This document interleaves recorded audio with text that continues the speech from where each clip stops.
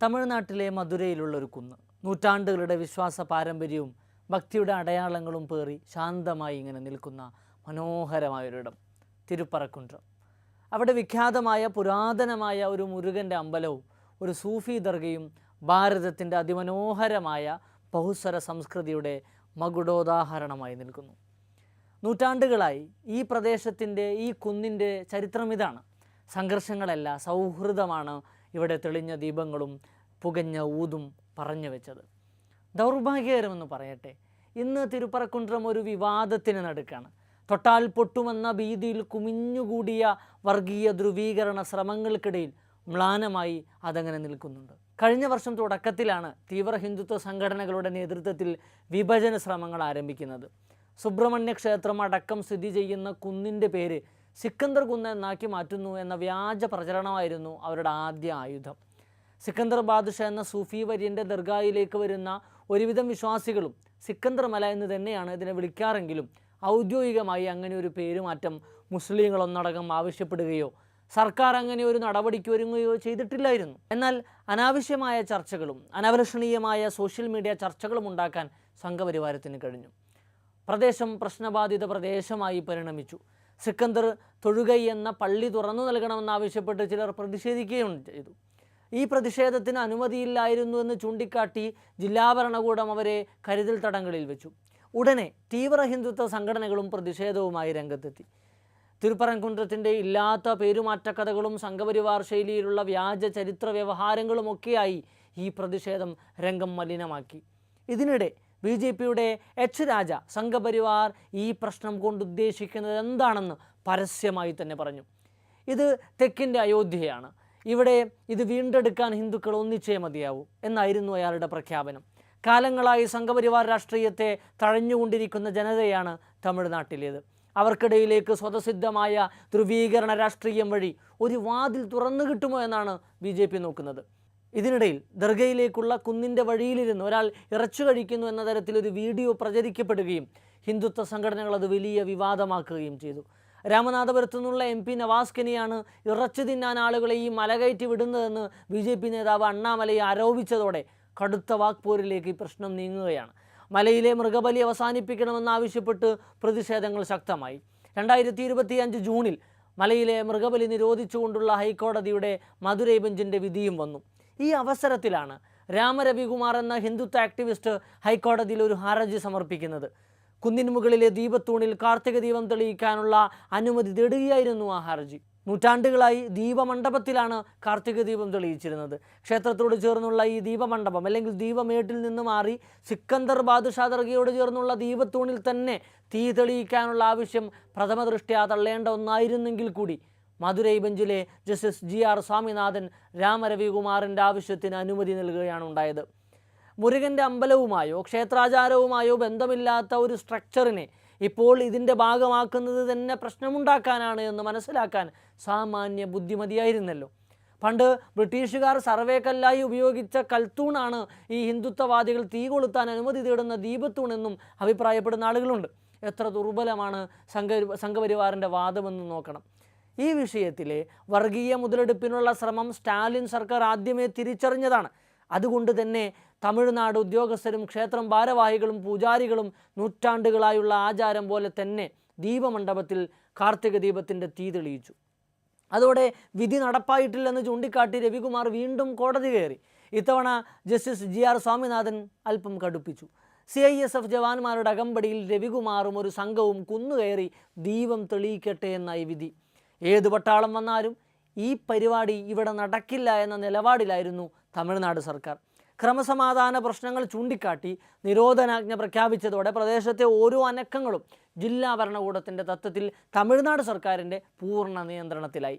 പോരാത്തതിന് സംഘപരിവാർ താൽപ്പര്യങ്ങൾക്ക് കുടപിടിച്ച് കലാപങ്ങൾക്ക് വഴി തുറക്കുകയാണ് ജസ്റ്റിസ് GR സ്വാമിനാഥൻ ചെയ്തതെന്ന് കുറ്റപ്പെടുത്തി അയാളെ ജഡ്ജി പദവിയിൽ നിന്ന് ഇംപീച്ച് ചെയ്യാനുള്ള നടപടികളിലേക്ക് DMKയും ഇന്ത്യ സഖ്യത്തിലെ മറ്റു പാർട്ടികളും നീങ്ങി. തമിഴ്നാട്ടിൽ ഹൈന്ദവ വിശ്വാസികൾക്ക് ഏറ്റവും പ്രിയപ്പെട്ട അവരുടെ ദൈവമാണ് മുരുകൻ. മേൽജാതിക്കാർക്കും താഴ്ന്ന ജാതിക്കാർക്കും ഒരുപോലെ പ്രിയപ്പെട്ട ദൈവം. തമിഴ്നാട്ടിൽ ഏറ്റവും കൂടുതൽ പ്രതിഷ്ഠയുള്ള ദൈവമാകും ഒരുപക്ഷെ മുരുകൻ എന്നത്. അതുകൊണ്ട് തന്നെയാവണം ഉത്തരേന്ത്യയിൽ ശ്രീരാമനും പരമശിവനും ശ്രീകൃഷ്ണനും എങ്ങനെയാണോ സംഘപരിവാരം അവരുടെ വർഗീയ ധ്രുവീകരണത്തിനും ഹിന്ദുത്വ താൽപ്പര്യങ്ങൾക്കും വേണ്ടി ഉപയോഗപ്പെടുത്തിയത്, അതുപോലെ തമിഴ്നാട്ടിൽ മുരുകനെ അവർ ഉപയോഗിക്കാൻ ശ്രമിക്കുന്നത്. ജാതി വരമ്പുകൾക്ക് അതീതമായൊരു രാഷ്ട്രീയ സാധ്യത ഉറപ്പിക്കാൻ ഇതുവഴി കഴിഞ്ഞേക്കുമെന്ന് BJP കണക്കുകൂട്ടുന്നുണ്ട്. തിരുപ്പറക്കുன்றത്തെ സുബ്രഹ്മണ്യസ്വാമി ക്ഷേത്രമാകട്ടെ ഹൈന്ദവ വിശ്വാസപ്രകാരം മുരുകൻ്റെ 6 വീടുകളിൽ ഒന്നാമത്തേതാണ്. വിഖ്യാത സംഘം ഭക്തികൃതിയായ തിരുമുരുക ത്രിപാഠി മുരുകൻ്റെ 6 വീടുകളെ പറ്റിയും അതിലെ ഒന്നാമത്തെ വീട് ഇതാണെന്നും പറയുന്നുണ്ട്. തിരുപ്പറക്കുன்றത്തിലെ കുന്നിൻ്റെ അടിവാരത്തിൽ പാറ തുരന്നുണ്ടാക്കിയ ഒരു ഗുഹാക്ഷേത്രമാണ് അടിസ്ഥാനപരമായി ഈ മുരുകൻ കോവിൽ. ഹൈന്ദവ വിശ്വാസപ്രകാരം അസുരന്മാരായ 3 സഹോദരന്മാർ സിംഹമുഖൻ, തരകാസുരൻ, ശൂരപത്മൻ എന്നിവർ പരമശിവന് വേണ്ടി തപസ് അനുഷ്ഠിക്കുകയും ഒടുവിൽ ശിവൻ പ്രത്യക്ഷപ്പെടുകയും ചെയ്തു അത്രേ. 3 പേരും വരമായി ചോദിച്ചത് അപാര ശക്തിയുള്ള ആയുധങ്ങളാണ്. അവരെ ആർക്കും തോൽപ്പിക്കാൻ കഴിയരുത് എന്ന് അവർ വരം ചോദിച്ചു. അപകടം മുൻകൂട്ടി കണ്ട ശിവൻ തൻ്റെ മക്കളാൽ മാത്രമേ നിങ്ങൾ പരാജയപ്പെടുകയുള്ളൂ എന്ന ഉപാധിയുടെ മേൽ വരം പൂർത്തിയാക്കി കൊടുത്തു. ശിവൻ്റെ വരം ലഭിച്ച അസുര സഹോദരന്മാർ ദേവലോകത്തേക്ക് ഇറങ്ങി കൊള്ളയും കൊള്ളിവെപ്പും ആരംഭിച്ചു. എന്തു ചെയ്തിട്ടും അവരെ തോൽപ്പിക്കാൻ ദേവന്മാർക്ക് കഴിയുന്നുണ്ടായിരുന്നില്ല. അങ്ങനെ അവരും ശിവൻ്റെ മുന്നിലെത്തി. പരിഹാരമായി ശിവന് മുരുകൻ എന്ന മകനുണ്ടായി. മുരുകൻ അസുര സഹോദരന്മാരെ നേരിട്ടു. സിംഹമുഖനെയും തരകാസുരനെയും വധിച്ച മുരുകൻ ശൂരപത്മനെ അവസാന യുദ്ധത്തിൽ നേരിടുകയാണ്. കൂട്ടത്തിൽ ഏറ്റവും ശക്തനായ അസുരനായിരുന്നു അത്. ഒരുപാട് തലകളും കൈകളുമുള്ള രാക്ഷസനായി ശൂരപത്മൻ രൂപമെടുത്തു. എന്നാൽ ശിവൻ സമ്മാനിച്ച അസാധാരണ ശക്തിയുള്ള വേലെന്ന ആയുധം ഉപയോഗിച്ച് ശൂരപത്മനെ മുരുകൻ വകവരുത്തുകയാണ്. തിരുച്ചെണ്ടൂരിൽ വെച്ചായിരുന്നു ഈ യുദ്ധമെന്ന് വിശ്വസിക്കപ്പെടുന്നു. ശേഷം ഇന്ദ്രഭഗവാന്റെ മകൾ ദേവസേനയെ വിവാഹം കഴിച്ച സ്ഥലമാണ് തിരുപ്പറക്കുன்றம். കാണ്ഡപുരാണത്തിലെ കുമാരസംഭവം ഈ സംഭവം വിശദീകരിക്കുന്നുണ്ടത്രേ. 6-ാം നൂറ്റാണ്ടിൽ പാണ്ഡ്യ രാജാക്കന്മാരാണ് ഇന്ന് കാണുന്ന സുബ്രഹ്മണ്യ സ്വാമി ക്ഷേത്രത്തിൻ്റെ ശില്പികൾ. എന്നാൽ 1-ാം നൂറ്റാണ്ടിൽ രേഖപ്പെടുത്തപ്പെട്ടതെന്ന് കരുതുന്ന ജൈന തമിഴ് ബ്രഹ്മി ലിപി ഇവിടെ കണ്ടെത്തിയിട്ടുണ്ട്. അതിപുരാതന കാലത്ത് ഹൈന്ദവ ക്ഷേത്രമായിരുന്ന ഇവിടം ജൈന സ്വാധീനത്താൽ പരിവർത്തനം ചെയ്യപ്പെട്ടിട്ടുണ്ടായിരിക്കണം എന്ന് വിശ്വസിക്കപ്പെടുന്നു. പാണ്ഡ്യ രാജാക്കന്മാർക്കിടയിൽ തന്നെ ജൈന വിശ്വാസികളുണ്ടായിരുന്നു. പിന്നീട് ഇത് ഹൈന്ദവ ക്ഷേത്രമായി തിരികെ പരിവർത്തനം ചെയ്യപ്പെട്ടു. ശിവൻ, വിഷ്ണു, ഗണപതി തുടങ്ങിയ ആരാധനാമൂർത്തികളാണ് ഇവിടെയുള്ള പ്രധാന പ്രതിഷ്ഠകൾ. സുബ്രഹ്മണ്യസ്വാമി ക്ഷേത്രത്തിന് മുകളിലായി ശിവപ്രതിഷ്ഠയുള്ളൊരു കാശി വിശ്വനാഥർ ക്ഷേത്രവും സ്ഥിതി ചെയ്യുന്നുണ്ട്. വിഖ്യാത ശിവഭക്തനായിരുന്ന തിരുജ്ഞാന സമ്പാന്താർ ഈ മുരുകൻ കോവിലിൽ വന്ന് ചേര, ചോള, പാണ്ഡ്യ രാജാക്കന്മാരെ അനുഗ്രഹിച്ചെന്നും തിരുപ്പുകഴ എന്ന ഭക്തികൃതി രചിച്ചെന്നും വിശ്വസിക്കപ്പെടുന്നു. തെലുഗു ഭരണാധികാരികളായിരുന്ന മധുരൈ നായകന്മാരുടെ കാലത്ത് ക്ഷേത്രം വികസിക്കപ്പെടുകയും ചെയ്തു.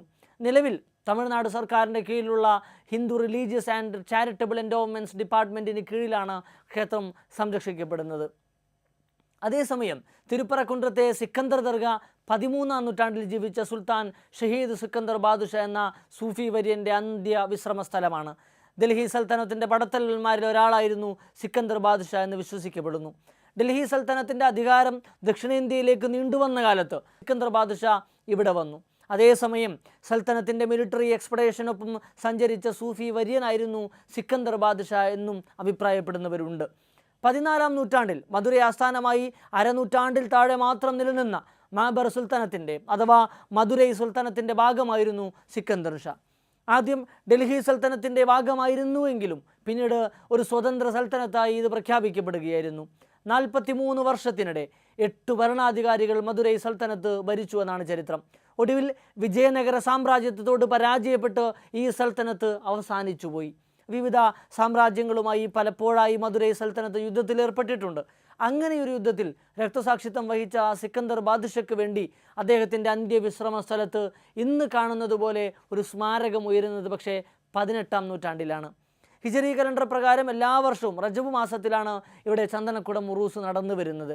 കാലങ്ങളായി സുബ്രഹ്മണ്യ സ്വാമി ക്ഷേത്രത്തിലെ ആരാധനകളോ ആചാരങ്ങളോ ഉത്സവങ്ങളോ മുസ്ലിങ്ങളെയോ സിക്കന്ദർ ബാദുഷയുടെ ചന്ദനക്കുടം പരിപാടിയോ മറ്റു ആഘോഷങ്ങളോ തീർത്ഥാടനങ്ങളോ ഹിന്ദുക്കളെയോ ഒരിക്കലും ബാധിക്കാറില്ല എന്നു മാത്രമല്ല, സ്നേഹത്തിലും സഹവർത്തിത്വത്തിലുമാണ് ഇവിടെ വിവിധ മതവിഭാഗങ്ങൾ ഇത്രയും കാലം കഴിഞ്ഞുകൂടിയത്. സത്യം പറഞ്ഞാൽ നമ്മുടെ രാജ്യത്ത് ഇനിയും അയോധ്യകൾ ആവർത്തിക്കണമെന്ന് സംഘപരിവാരം ആഗ്രഹിക്കുന്നുണ്ടല്ലോ.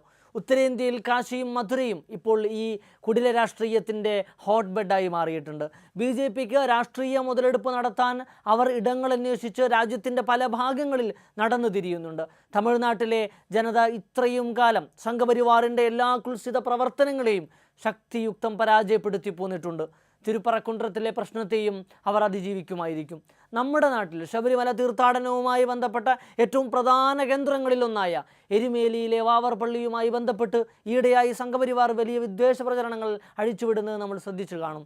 ഹിന്ദു വിശ്വാസത്തെ ഹൈജാക്ക് ചെയ്ത് എല്ലാം ഹിന്ദുത്വയുടെ വൃത്തികെട്ട കണ്ണുകളിലൂടെ കാണാനാണ് അവരുടെ ശ്രമം. മനുഷ്യർ ഇടകലർന്ന് സൗഹൃദത്തിൽ സന്തോഷത്തോടെ കഴിയുന്നത് അവർക്കിഷ്ടമല്ല. അങ്ങനെയുള്ള സൗഹൃദങ്ങൾ തകർത്താലേ അവർക്കിവിടെ ഇടമുള്ളൂ എന്ന് കരുതുന്ന ആസുരജന്മങ്ങളാണവർ. അവരെ നമ്മൾ ജാഗ്രതയോടെ തന്നെ കാണണം, പ്രതിരോധിക്കണം.